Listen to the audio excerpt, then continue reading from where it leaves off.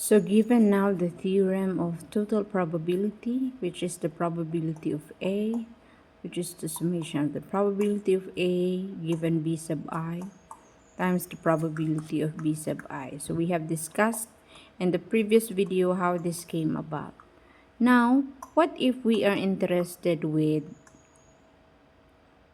the event na B sub I given A? This is the event that B sub I occurs given that A already happened. So from the definition of conditional probability of B sub I given A, by definition, this is the probability of A intersection B sub I over the probability of A, using the definition of conditional probability. But we know this already from the previous slide, which is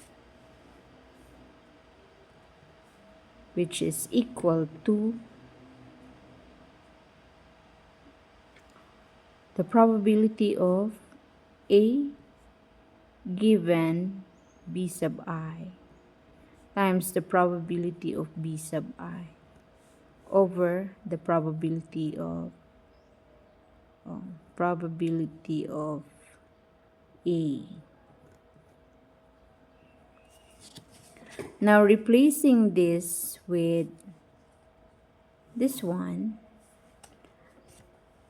magkakaroon na tayo ng Bayes rule, which is, we copy this, the probability of B sub I given A, this is equal to, ito yan, probability of A given B sub I times the probability of B sub I over the total probability with this.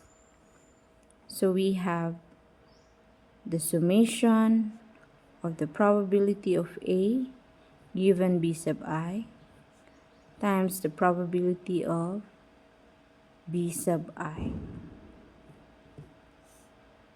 This is I from 1 to n. This is now what we call, this is now what we call, kasi nga, pinalitan natin ito ng defined na theorem of total probability. Kaya yung denominator naging ganito na. Okay? This is what we call the Bayes rule.